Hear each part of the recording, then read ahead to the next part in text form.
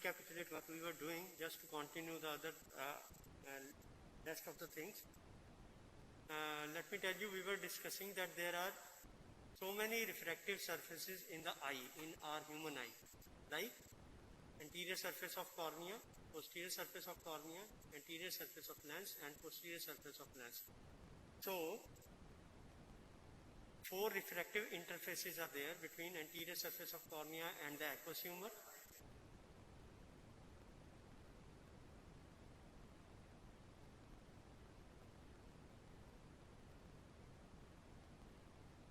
Then aqueous humor and the anterior surface of the lens, then anterior surface of the lens and posterior surface of the lens, and then posterior surface of the lens and the vitreous humor. So these are the 4 interfaces. And if we start thinking about the construction of an image considering all these refractive surfaces, then it becomes difficult to construct an image in terms of studying the optics of the eye. So what we do is that we algebraically add all these refractive surfaces as consider that there is only one refractive surface which is at which the refraction is occurring in the eye. And so to conceptualize this, we have a concept of reduced eye, in which we consider that there is only one surface where refraction is occurring, and that is at cornea. Okay. So all refraction is assumed to take place at the surface of the cornea, and this surface lies in front of 5 millimeter in front of the nodal point. What is nodal point? We have already discussed. Nodal point is the one where the light rays pass unrefracted. Right? So in this case, this eye where a single refractive surface is there, this is called a reduced eye or schematic eye. This nodal point in this reduced eye lies around 15 millimeters in front of retina. Right? So this is how an image can be constructed considering the reduced eye concept. Right? So this basically is only a schematic eye which is used to normally study the properties of the optics of the eye. Right? These values which I am telling you is 5 millimeter in front of the nodal point and 15 millimeter in front of the retina, the nodal point lies. These values might vary in few books, but the basic concept in this case is that it is only to conceptualize the optical properties of the human eye. Right? So this is useful in simple calculations, and with this concept of reduced eye, we consider that the total refractive power of the eye is 59 diopters when the lens is accommodated for distant vision. 2/3 of this 59 diopters is provided by the anterior surface of the cornea, not by the eye lens. So, anterior surface of cornea is the major determiner of the refractive power of the eye. The reason we have already discussed is because the refractive index difference is maximum between the air and the cornea. So the role of lens then lies only that it has a power of accommodation. So, importance of lens is that in response to nervous signals of the brain, its curvature can be increased markedly to provide accommodation. Right? Now let us discuss the concept of pupil. As you see, the major function of the pupil is to control the amount of light that enters the eye. During the darkness, the pupil dilates so that more light enters into the eye, and during the bright light, the pupil constricts so that less light enters into the eye.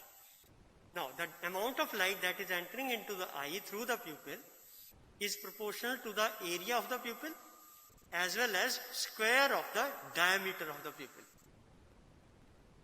And the pupillary diameter ranges between 1.5 millimeter to 8 millimeters depending upon the amount of light that is to be entered into the eye. the quantity of light entering into the eye can change about 30 folds as a result of change in the pupillary aperture. Right? Now, as you see in these two diagrams, whenever there is a beam of light which is entering into the eye, it takes the form of a cone shape. You can see both these images. So it is coming into the eye like a cone.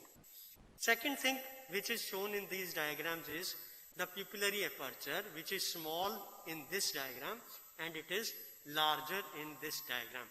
And accordingly, the cone of light, which is basically is wider if the pupillary diameter is more, and it is smaller if the pupillary diameter is less. So, what happens with a larger aperture?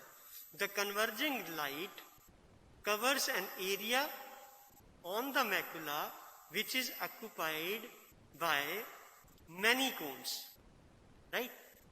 So in this area, because it is a wider beam, so the more area will be covered. More area coverage means more of the cones will be stimulated.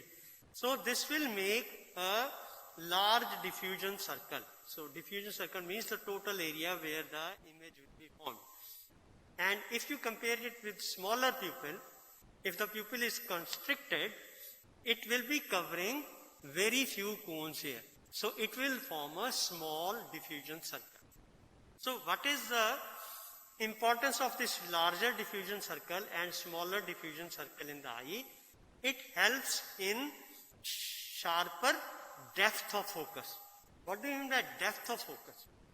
So depth of focus of the lens increases with decreasing pupillary diameter. Depth of focus increases with decreasing pupillary diameter. So what is depth of focus?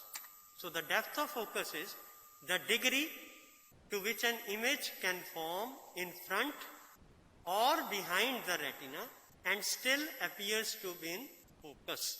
Means if even the retina is slightly moving in front or to the back, still the image will be remaining in focus.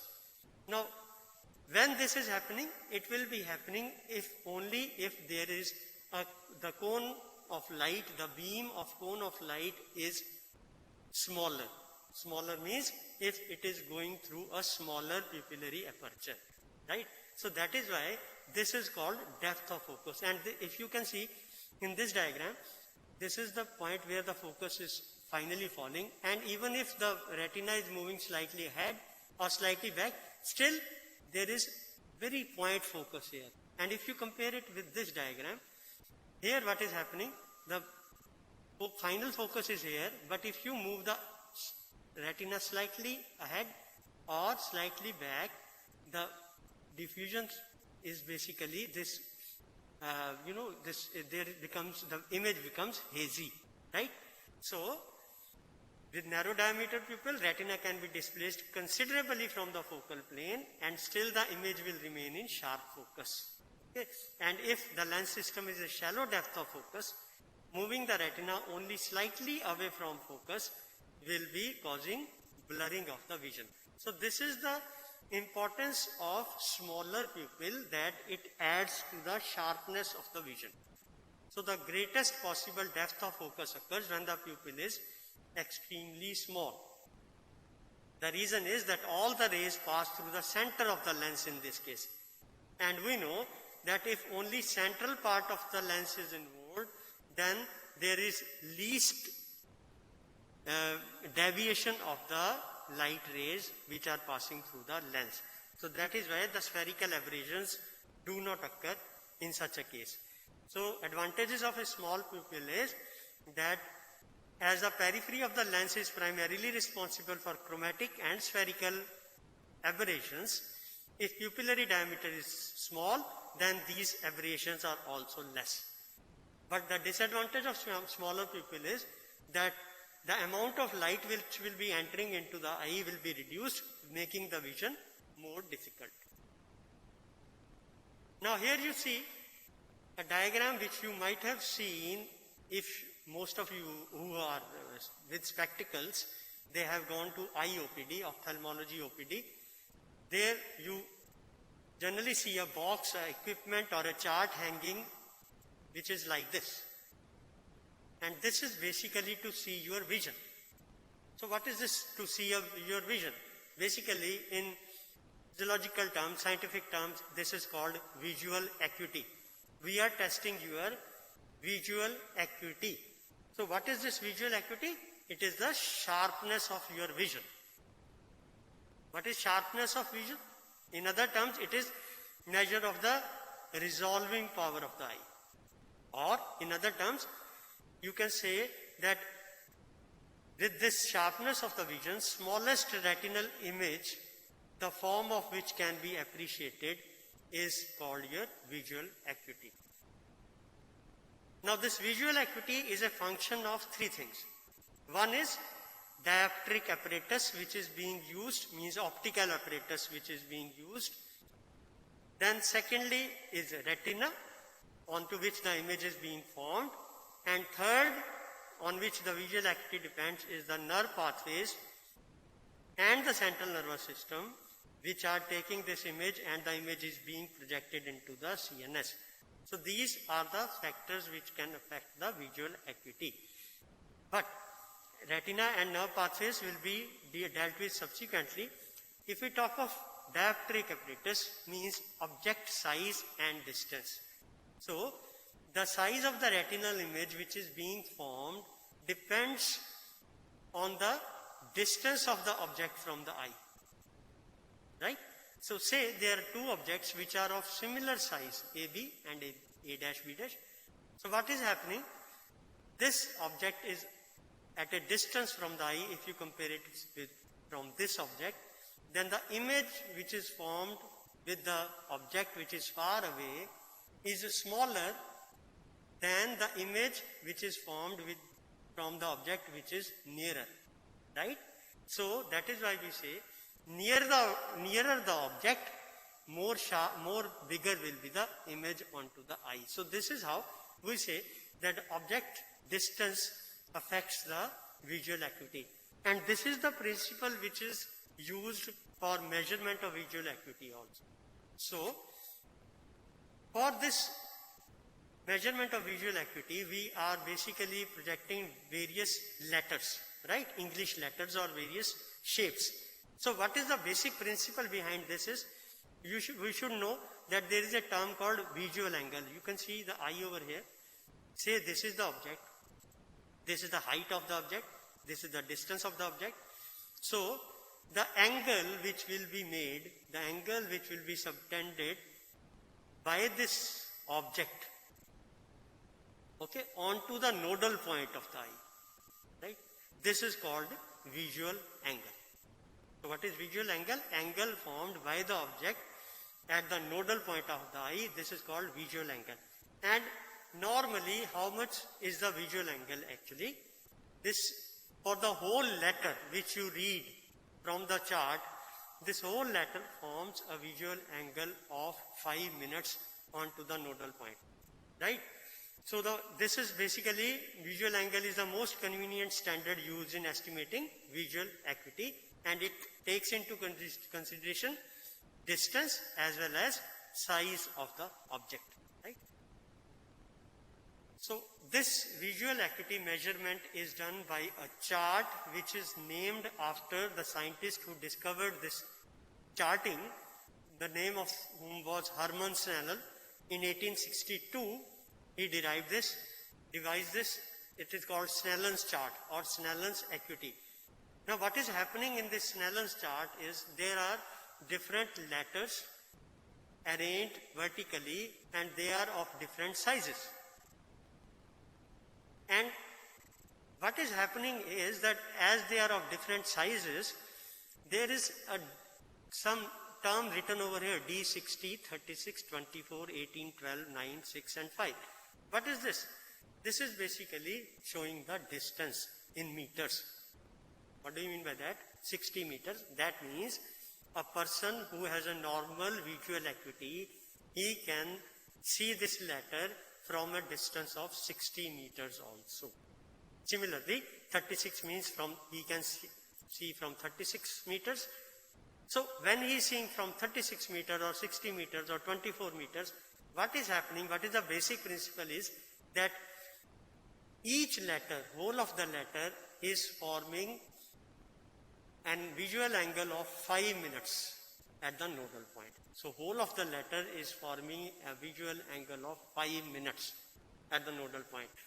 Whereas to see the smallest points as separate, the minimum angle which is subtended by the two components of a single letter, which is a minimum part to be appreciated as separate letters or separate parts.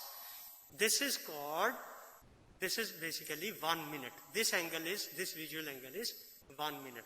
So to appreciate whole of the letter, it should be subtend an angle of 5 minutes, and each part of the letter to be appreciated as separate, it should subtend an angle of 1 minute onto the nodal point of the eye. Right? So this measurement is done at a distance of 6 meters. So a person stands at a distance of 6 meters or 20 feet from the eye. Now, from the chart. So why do we take 6 meter distance, minimum distance of 6 meters? Why? Because incident rays are considered to be parallel, in this case from 6 meter distance. What do you mean by parallel? That there is no vergence movement of the eye. So eye is totally relaxed. Okay. And another point which is taken care while measurement is that there should be uniform illumination. Now this Snellen charting, visual acuity, you will be doing in your practicals also subsequently. So now how do you interpret the results of this Snellen's charting? The results are interpreted as the numerator denotes the distance at which the patient is reading. And I have told you the patient or the person or the subject needs to stand at a distance of 6 meters. So that means the numerator will be 6 in all cases. Then what will be the denominator? Denominator will be the line which he sees at this distance. What do you mean by that? Is, say for example, he starts reading from this point, D60, from 6 meter distance. And he is able to read up to, say, D9. But he is not able to see these letters at the distance of D6, from 6 meters. So that means his vision will be taken as 6/9.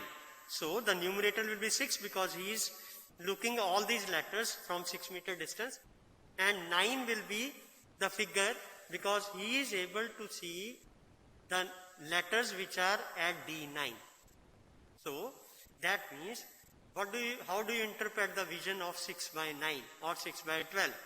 So 6/9 means what a normal person is able to see at 9 meter distance, this subject is able to see this at 6 meter distance. Right? So that means his vision is 6/9, or like that you can take anything. We generally take normal vision as 6/6. Okay. Details, I am again telling you, details you will be dealing in practicals again. Right? So this is called Snellen's charting for distant vision. Right? Then another is this near vision. Near vision basically is again to see the power of accommodation. Near vision is you need to see particular letters clearly from a smaller distance, means maximum of 25 to 35 centimeters. So here your accommodation is also coming into action. So what happens here is that patient is seated with light over the left shoulder, illuminating the reading material. These are the paragraphs of different sizes letters, right? And we ask the person to read from this distance, and we see which size letters he is able to read comfortably. Accordingly, he is given that he has vision N1, N2, N3, N4, N5 or N6, means If he is able to read smallest letter, his vision is N1. So this is basically called Jaeger's chart. This was given by Jaeger, so it is called Jaeger's chart. Nowadays, the letters which were having earlier, it was having different font. Now it is Times New Roman font which is used in this case for near vision. So the person needs to distant vision by Snellen's charting and near vision by Jaeger's charting we do for checking the visual acuity. Now the defects in visual acuity are also called, there are different defects which are myopia, hyperopia or hypermetropia and astigmatism. Right? I am coming to it a little later. Now what could be the defects in image forming mechanisms? There could be spherical aberrations. What are these spherical aberrations actually?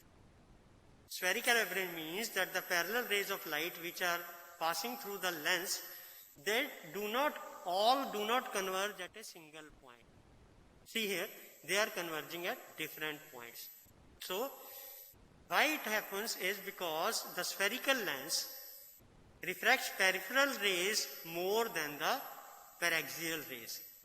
Rays which are near to the axis, they are refracted less, which are further away, they are refracted more. So, so this deviation leads to reduction of the quality of image. But is it happening normally in our eye? No, because in human eyes, these spherical aberrations are reduced because we have not only lens, we have peculiar curvature of cornea, which has flatter periphery than the center, peculiar structure of lens, which is more dense in central part, and blocking of peripheral rays coming into the lens by iris. So that's why only paraxial rays enter into the eye. So that's why in normal human eye, these spherical aberrations are comparatively reduced. Then are called the chromatic aberrations. Chromatic means color.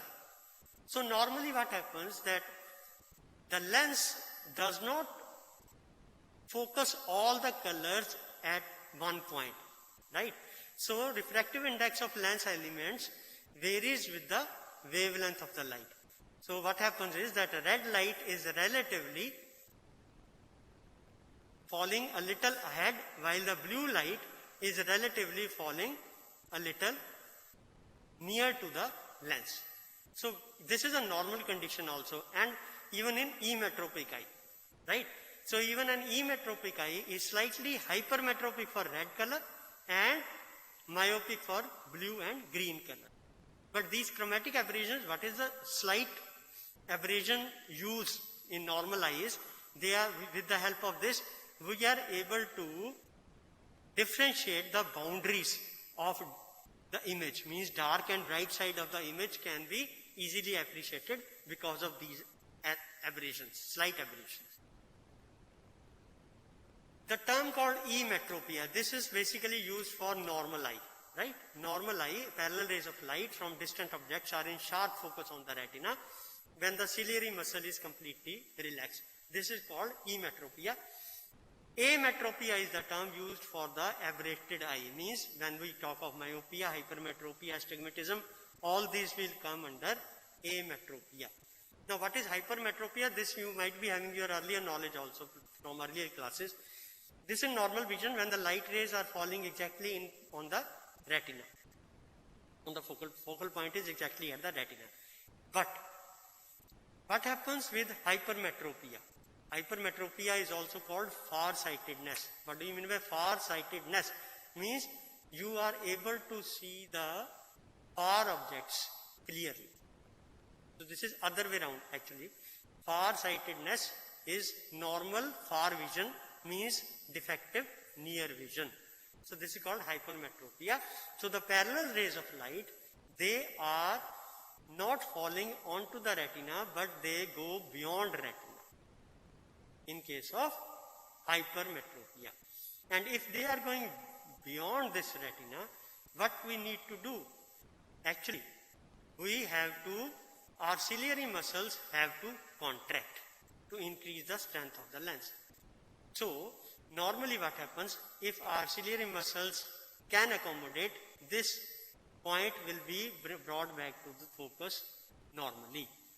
But If it is not being done by our ciliary muscles, then this is called hypermetropia, and we need to converge these, we need to converge these light rays so that they fall onto the retina, right?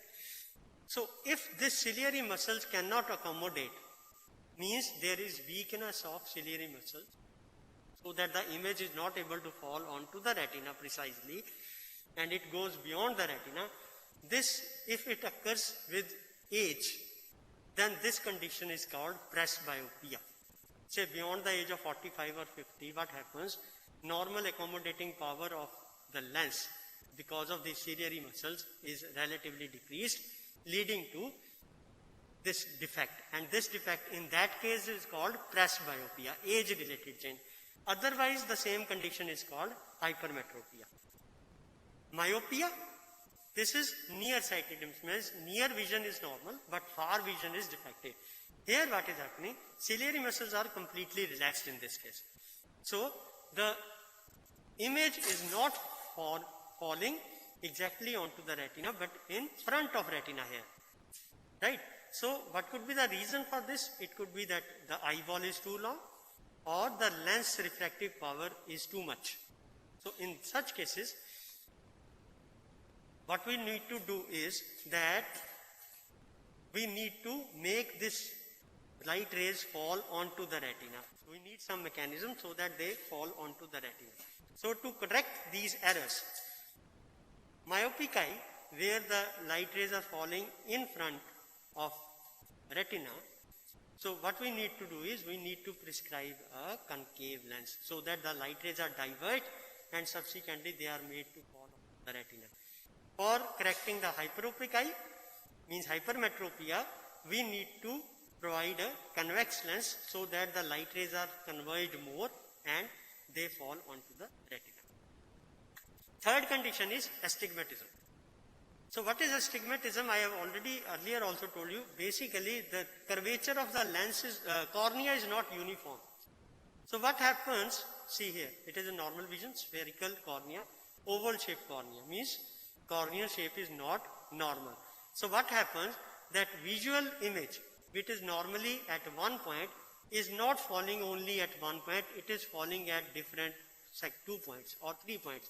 So what is happening is that visual image in one plane is at different point and in another plane it is at different points. So there are multiple focal points, multiple images which are formed in this case. So we need to,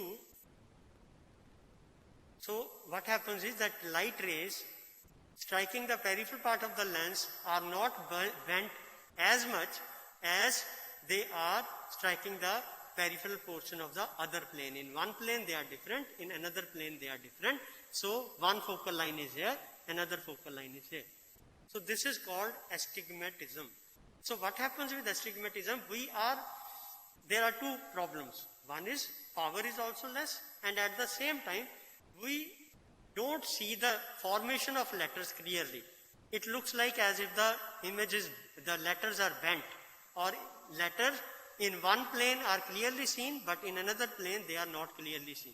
So what we do here is, because I told you in one plane the letter is seen clearly, in another plane it is not seen clearly.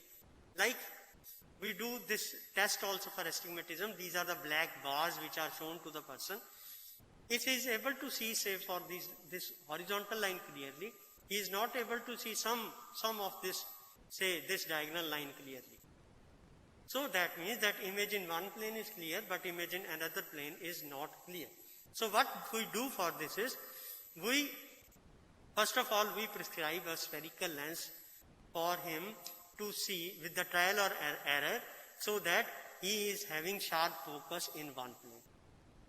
Then we see that there is fuzziness of other bars in this person. So we need to correct this also. So this is corrected by providing the cylindrical lens. And I told you in earlier class also, cylindrical lens has two components, power and axis. Axis is always parallel to, at right angles to the power. So I told you if he is able to see these lines clearly, this line not clear, so his axis will be this one.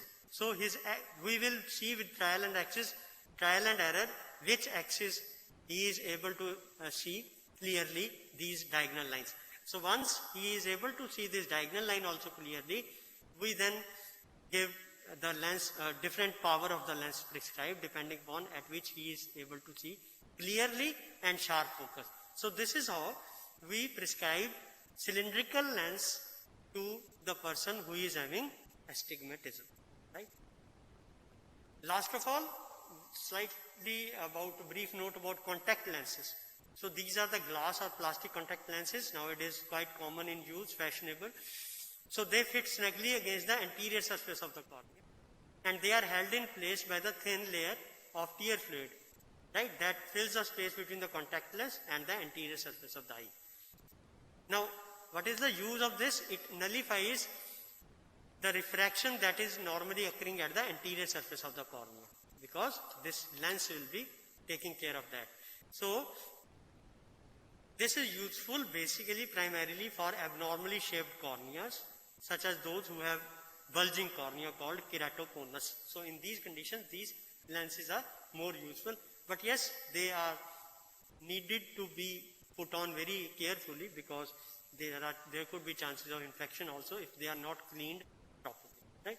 So with that, we are finishing the optics of the eye, and then we will be starting with the retina in our next. Thank you.